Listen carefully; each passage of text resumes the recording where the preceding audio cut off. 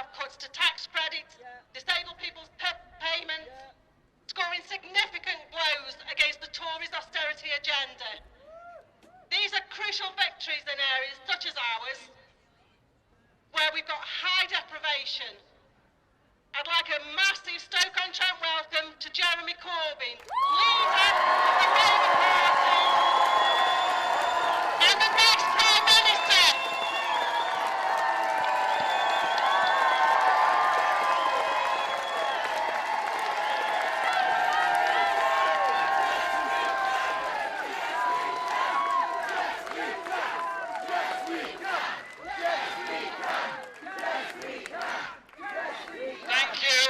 Thank you very much.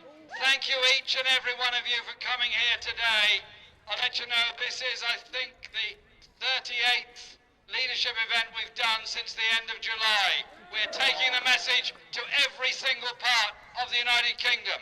That is what this campaign is about. It's a campaign about people getting involved in politics, for many for the first time, because they see in this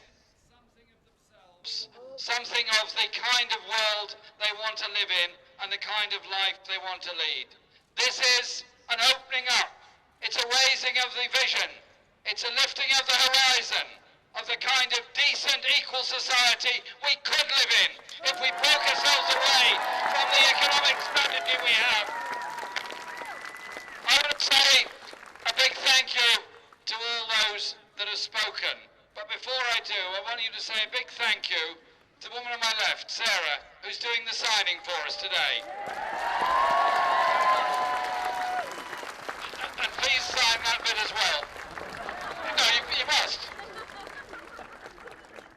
Okay? Because it's very important that in society we include everybody. Everybody should be included. So it's a principle. And I want to say thank you to all the others that have spoken today, to the Communication Workers Union for their incredible help and support, the People's Post campaign, the way postal workers look after all of our communities every day when they're delivering letters. Thank you to them. Thank you to their union. Thank you to their sense of community and the way they fought back against privatisation. And this vehicle we're standing on today, this vehicle has travelled the length and breadth of Britain. I've stood on this platform in wind and rain and hail and snow. We've been everywhere with this, and when it's in support of the firefighters and any disputes they're having, they always play Ring of Fire. Today they promised me not to play Ring of Fire, so oh, we're going to get it, are we? Oh, Lord. Here it goes again. But this fire truck has been quite amazing. It had its first outing in our campaign a year ago when so many people attended a rally at Camden Town Hall. We had to have 5 overflow meetings. The last one was about 1,000 people in front of this truck. And that was the one where there was a picture of a group of teenagers trying to climb through a window of the town hall to get to a political meeting. What does that say about our message?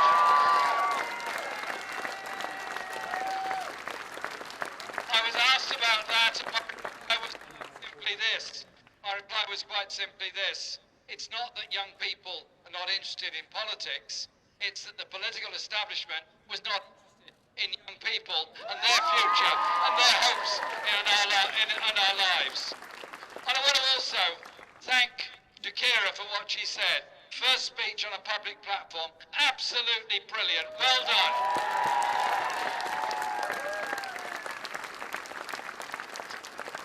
Spoke of the determination of a whole generation to be well educated, to do their best, but also to put something back into the society that's given them the chance. That is a decent socialist principle. Thank you, Shakira, for what you said.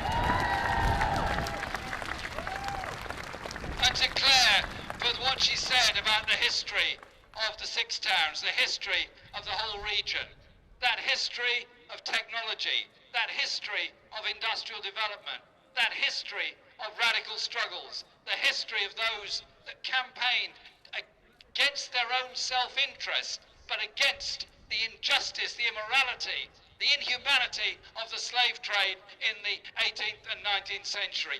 That is a radical tradition that runs through the working class movement all through Britain. We should remember our history, learn from it, to make sure that we understand our rights come from those that went before us. And it was great that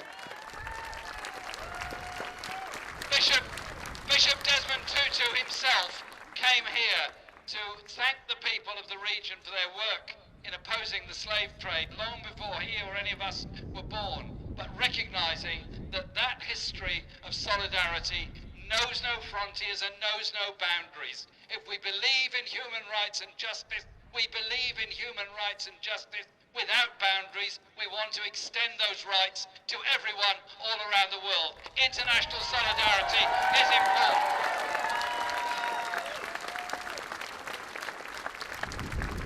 And so, at one level, this is a campaign for the leadership of the Labour Party, obviously.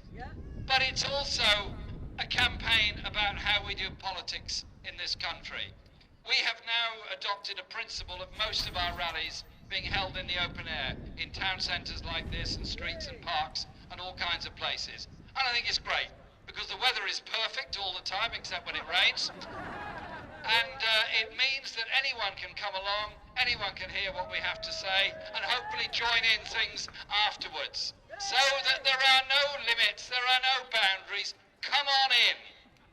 Think and share ideas of decency, respect in politics, and how we can do things very differently.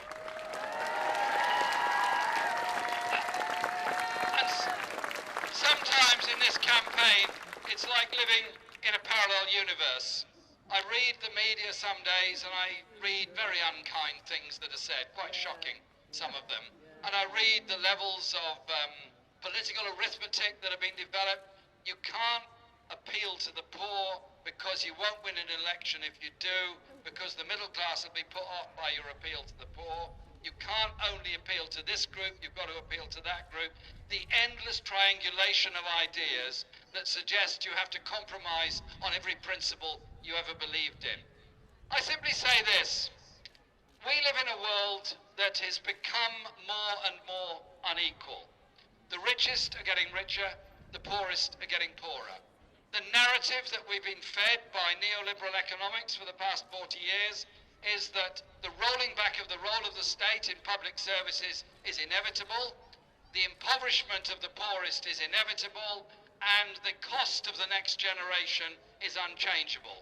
The idea being that somehow or other, if you create a more unequal society and more unequal economy, it might grow a bit, it might grow a long way, but there's going to be a pool of poverty and a pool of disillusionment underneath. And the next generation shouldn't bank on the idea there's going to be free education, there's going to be a free health service, there's going to be decent housing. They should make their own arrangements and go to one of the privatized enterprises in order to decide on their future education, future health care, and future pension. Well, I don't think it is right for this generation, us, me, my generation, to say to the next generation, we've had it all right, really sorry about that, but we're putting up the drawbridge on you, you're on your own from now on. And so it is about running the economy in a different way. It is about the inclusion of everybody in our lives and in our economy. And when you talk of poverty, when you talk of homelessness, when you talk of disillusionment, you see in the faces of people who are really up against it. People say to me sometimes, you're under a bit of pressure, aren't you? And I say, no, absolutely not. For two reasons. One is, whatever personal abuse is thrown, I don't care, because I'm not replying. I'm not getting into that gutter.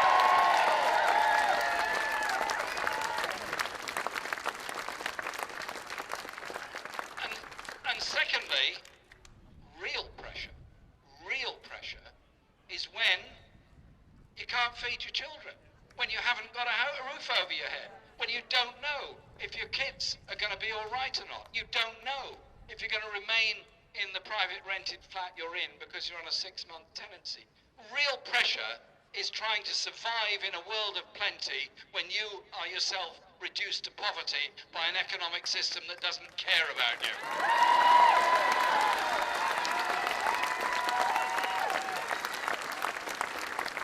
And so if we adopt these principles of inclusion of all in our thinking, the thinking has to change. The economic thinking has to change. We've had 6 years of austerity in Britain.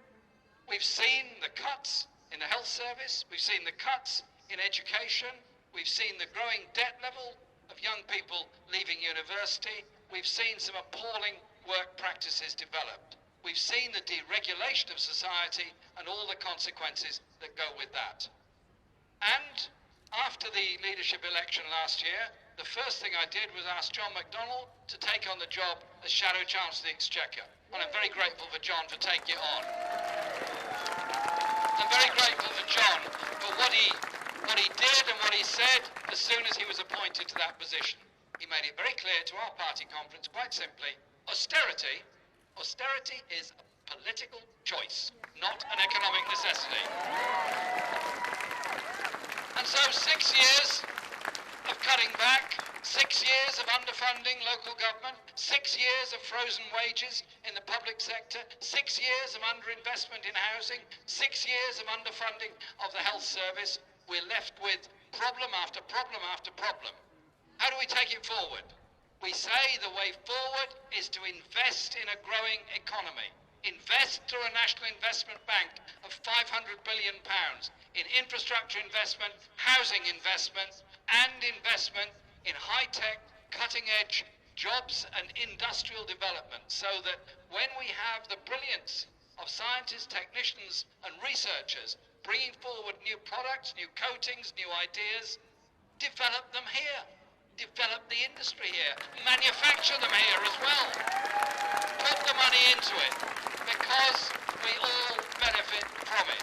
So fundamentally, what John is saying is that there has to be a growing and developing economy. But that is best served by a democratic society, because our democracy is, yes, elected politicians, yes, elected councillors, yes, it is elections for quite a lot of public positions. But there are also problems. Too much of the democratic decision-making is top-down. Too much of it is done from a golden circle around Westminster, around some universities, around some businesses. Too much of it actually completely excludes the brilliance, skill, ideas, information and knowledge of lots of other people who may not be in some very senior prominent position, but nevertheless have very good ideas that should be heard. So I want democracy, which devolves power from Westminster, democracy that empowers local government, democracy that empowers people in their own communities so that they can take good and wise decisions about how things are done. That also requires a fairness in public expenditure across the whole of the UK. But I also say it's about democracy in our own party, democracy about how things are done. I stood for election a year ago, and it wasn't about me. It's not a personal thing. It's not anything like that. It's about all of us wanting our party to represent all of us and be open to all of us to be participants in it. So that, and people say, well, all this message is all very well, but it really has no public appeal whatsoever. Well, I just say this. Over the past year, we have won all the parliamentary by-elections we've faced. We've won all the mayoral elections we've faced. We beat the Tories in the local government elections. And we recruited 300,000 members to the Labour Party. We are now the largest socialist party anywhere across Europe. And those people are coming in from all walks of life. And when communities come together, things happen. You can come together and say, well, there is a delay in seeing the doctor, there is an overcrowding in the school, there's a shortage of housing, there's a problem about fixing the roads, the park should be better run. There's lots of things. And you could turn around and blame each other. You could blame the nearest minority for the shortage of this, the shortage of that, and the shortage of the other. And you could create a final maelstrom of universal condemnation, suspicion, and hatred. But you know what? At the end of all of that, you would not have built one school, trained one nurse, employed one doctor, built one house, or made anything better for anybody else. But when communities come together, things change and people achieve things. And I like to see this enormous growth in the activities of our party, the activities day to day of our party as a microcosm of the kind of open, participative democracy we all are determined to see in this country. So we've set a number of principles around this campaign. There's bits, so I won't go through them all because they take too long. But if I just mention a couple. First of all, healthcare. If you look across any city, you would see terrible levels of health inequality. The longest life expectancy is usually in the richest areas, the shortest in the poorest areas. The levels of poverty and inequality lead to bad health. The NHS can't solve all of that. There has to be other decisions made as well. But the NHS, as a principle, a health service free at the point of use as a human right, is the most precious thing we have in our society, and we will never give it up. And so, I say to Jeremy Hunt today, the junior doctors that he is locked in combat with, he should see them as the allies of all of us who want an NHS free at the point of use. They are the ones who support the health service and the people that need treatment from it. And then there is another aspect of the NHS which is terribly underfunded and has to change, and that is the question of mental health in our society. A quarter of us in our lifetime are going to go through some kind of mental health crisis. It may be a level of stress, it may be lots of things. We may get through it with the love and affection of our partners, our families, our friends and our neighbours. We may get through it. We may be lucky and get immediate counselling with the NHS, or we may get the therapy and treatment that's needed by the NHS. But too often that service is not available. Too often people that need that help are told to wait 6 months for it. Too often the only thing that's available is a drug therapy instead. And too often the levels of prejudice in society by each of us, by employers, by newspapers, by the media, by communities, mean that those who are going through a crisis feel frightened to talk about it. And sadly, too many young men end up taking their own lives because of that sense of deep isolation of the crisis they're going through. We can do two things. One ourselves, the others by all of us. The first ourselves is to change our mindset, change our attitude, and reach out to those going through a crisis and support them in the way you'd want to be supported yourself. And make sure that our National Health Service forever remains free at the point of use and is properly funded to make sure that we don't see it as a health service of last resort, but a health service of universal port of call, first port of call for all of us. Many around the world envy our NHS, and they say to me when they visit this country, wow, I wish we had your NHS. And I say, well, it's constantly under threat, so let's make sure we support it, we defend it, we end the privatisation, we end the contracting out, we treat the staff properly, and we bring the services back in-house. There are so many other areas of policy that are so important. I just want to mention a couple of others.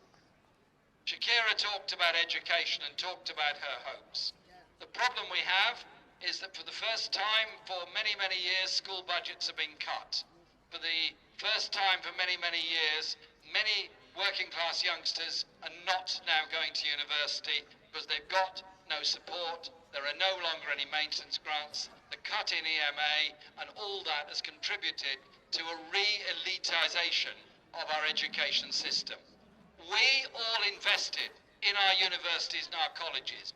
We all invested in an education system to be there for all. Let's make sure there's a funding system that makes sure every student that wants to and can get to university can go there and not be saddled with a lifetime of debt at the end of it. And that young people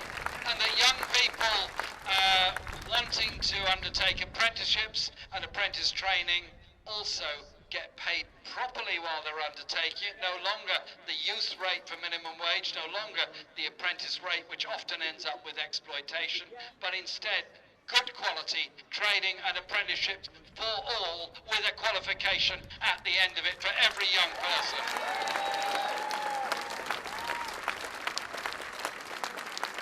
And look at the other end of the scale. The lack of opportunities for preschool facilities for so many very small children is a very bad thing for all of us. 15 hours a week is good and better than nothing. We need much more than that, because all children need to learn to socialise and grow up together, not necessarily in a totally educational environment, preschool, but in an environment where they come together, enjoy each other, and socialisation. So I want to see a national education service that ensures all the way through, from children up to adulthood, there are educational opportunities, that there is an adult education service that allows people to return to education later in life rather than being rationed out of it. And that through the culture policy we put forward last week, local authorities and the Arts Council and theatres and art galleries are all properly funded. Because in all of us, there's a poet, there's an artist, there's a musician. In every child, there is all of that. So let's not just have high culture for the elite. Let's have good quality music, good quality theatre, opportunities for young musicians for all. The creative economy is a valuable economy in itself, but it's also good for the sense of cohesion it brings to the community. So our campaign is about lots of policies and lots of ideas, but it's also fundamentally about the kind of society we want to live in.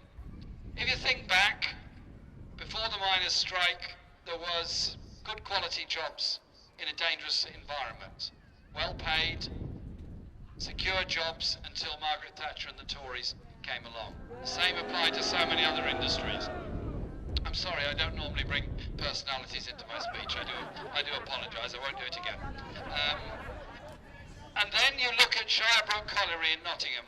Shirebrook Colliery is now the site of Sport Direct, a place where the Select Committee on the House of Commons said the working conditions were dangerous, the working environment was dangerous, the underpayment, the exploitation and all the other things that were there.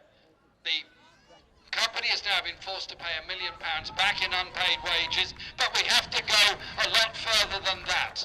We have to end zero-hours contracts. We have to end the insecurity of employment, and we have to bring in rights of work and the right to be represented. That is what modern Britain is about. So whilst this Tory government is pursuing an economic strategy which creates greater inequality, that's attacking our Human Rights Act, which will remove our own rights and remove our ability to criticise any other country that is abusing human rights, we are offering something very different.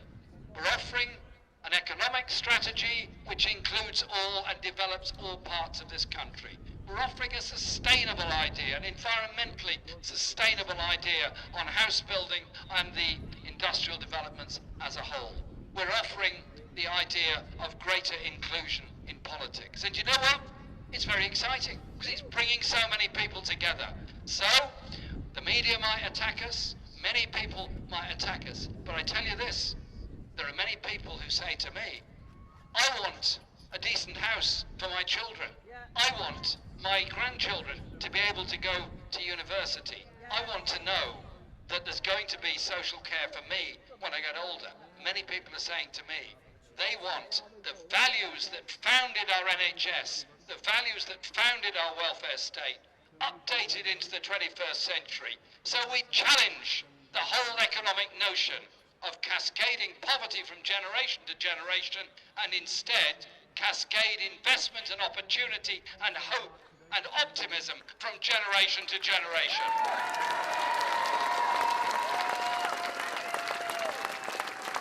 And that's what's so exciting about this contest. So after the election is concluded at the 24th of September, the Labour Party conference will take place. There will be policy debates and discussions, and there'll be plenty more of those. But I tell you this, we are going to be out there from day one onwards, from then, to every community in this country, saying we don't believe that any part of Britain should be left behind. We don't believe that any community should be left behind. We do believe there should be a strategy of reducing and removing inequalities in our society, giving real hope and opportunities in our society. So no more the cuts in disability benefits, no more the attacking of people because they're suffering from a crisis in their lives. An attitude of inclusion, an attitude of development, an attitude of expansion. That is what is so exciting about politics. It's fantastic, the meetings we're having, the rallies we're having, but it's also fantastic, the opportunities we've got. And we've already changed politics in Britain. We'll continue changing politics in Britain so that everyone's lives can be changed for the better by sharing things out in a world of peace, justice and humanity. Thank you very much.